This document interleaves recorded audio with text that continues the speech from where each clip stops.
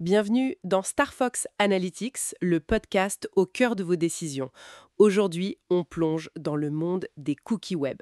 Ces petits fichiers, on les croise partout. Les documents qu'on a analysés nous éclairent sur leur fonctionnement, leur utilité, mais aussi, oui, leur avenir un peu incertain. Notre mission, décrypter leur rôle essentiel dans le marketing digital et notre expérience en ligne de tous les jours. Tout à fait. En gros, ce sont des fichiers texte que notre navigateur stocke gentiment.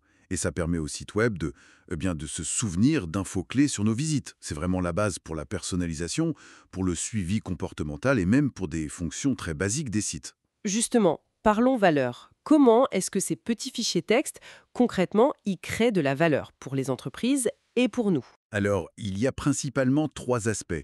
D'abord, la personnalisation. Adapter le site, la langue, la devise, proposer des recommandations basées sur ce qu'on a déjà vu. Les sources montrent que ça a un vrai impact sur la conversion, la fidélisation aussi. D'accord. Ensuite, le suivi et l'analyse. Collecter des données, souvent anonymisées, sur le parcours, le temps passé. L'idée, c'est d'optimiser le site et puis d'affiner le ciblage pub. Logique. Et le troisième point? Les fonctionnalités essentielles. Le panier d'achat, par exemple, qui garde les articles même si on ferme l'onglet. Ou le fait de rester connecté de manière sécurisée. Tout ça, ça repose sur les cookies. Et techniquement, comment ça marche? C'est simple, non? Ou ça a l'air simple. Info. Le navigateur le stocke sur notre appareil, l'ordinateur, le téléphone. Et puis à chaque fois qu'on revient sur ce site, hop, le navigateur renvoie le cookie au serveur. Le serveur lit les infos et adapte la page. Voilà. Simple et efficace. Oui. Après, un point technique intéressant mentionné dans les docs, c'est le stockage local du navigateur. La grosse différence avec les cookies, c'est que ces données-là, elles ne remontent pas automatiquement au serveur. Ah, d'accord. Du coup, c'est utile pour sauvegarder des préférences d'interface, des choses comme ça, mais moins pour le suivi de session côté serveur, où là, les cookies sont rois. Je vois. Bon, quand on dit cookies, on a l'impression que c'est un seul bloc. Mais les sources insistent sur des différences importantes, j'imagine. Ah oui, absolument. C'est crucial de distinguer. On peut les classer de plusieurs façons. D'abord, l'origine. On a les cookies propriétaires, ou first party. Ceux-là sont créés par le site qu'on est en train de visiter. Ils servent à mémoriser nos préférences, le panier, ce genre de choses. D'accord, ceux du site lui-même. C'est ça. Et à l'inverse, il y a les cookies tiers, third party. Eux, ils sont déposés par d'autres domaines. Pensez aux régies pubs, aux réseaux sociaux. Leur rôle, c'est souvent le suivi entre différents sites pour la pub ciblée ou pour intégrer des boutons de partage, etc. Et ce sont ceux-là qui posent question pour la vie privée? Exactement.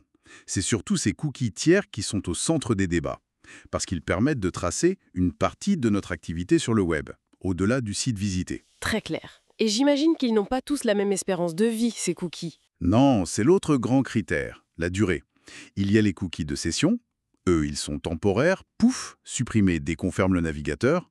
Très utiles pour des actions courtes, rester connecté, garder le panier actif pendant la visite. Ok. Et puis, il y a les cookies persistants. Ceux-là, ils restent stockés plus longtemps. Jours, mois, parfois des années. Pour mémoriser des préférences sur le long terme, comme la langue sur Wikipédia, ou pour analyser le comportement sur plusieurs visites.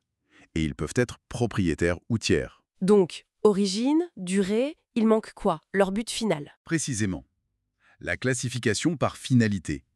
Certains sont des cookies de suivi, tracking, souvent tiers d'ailleurs. Leur job, c'est d'observer nos actions pour la publicité ciblée, ou mesurer l'efficacité des campagnes. Le fameux pixel Facebook, c'est ça? Ah oui, le pixel. Ensuite, les cookies de performance. Eux, ils analysent comment le site fonctionne pour nous.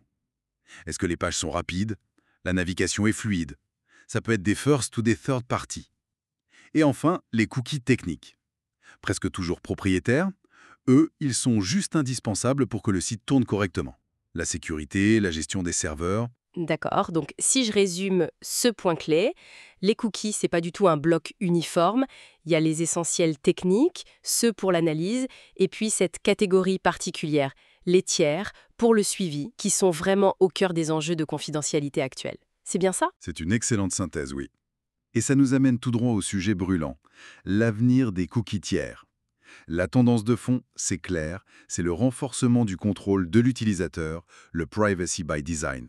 Google avait même annoncé leur fin progressive dans Chrome. Mais il y a eu du changement récemment, non? On attend dire que ça bouge.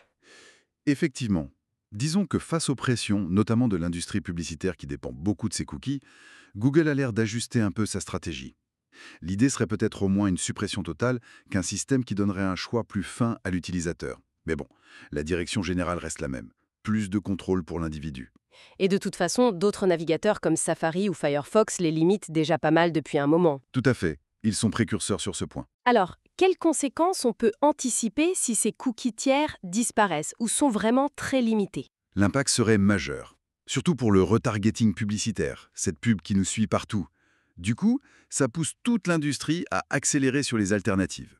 Les données first party, celles que les sites collectent directement avec notre consentement, elles deviennent de l'or en barre. Ah oui, logique. Et puis, il y a le suivi côté serveur, server-side tracking, qui gagne en intérêt. C'est plus complexe à mettre en place, certes, mais potentiellement plus respectueux de la vie privée et moins dépendant du navigateur lui-même. Et quid de Google Analytics dans tout ça? Ça utilise des cookies, non? Oui, mais principalement des cookies force party. Donc, comme le soulignaient les sources, GA serait moins directement touché par la fin spécifique des cookies tiers. Bien sûr, l'écosystème global changeant, ça aura des effets indirects, mais le cœur de l'outil est moins menacé par cette mesure précise. Bon, pour conclure, Corel, les cookies, c'est une famille d'outils numériques assez diverses. Certains sont techniques et indispensables, d'autres servent au marketing, parfois de manière très détaillée, et le paysage est clairement en pleine mutation, surtout pour ces fameux cookies tiers, avec une pression croissante pour redonner le contrôle aux utilisateurs. Exactement.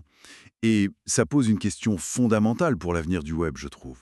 Comment on fait pour préserver un Internet avec plein de contenus gratuits, une expérience personnalisée, tout ça étant en partie financé par la pub ciblée, tout en intégrant vraiment le respect de la vie privée et le consentement.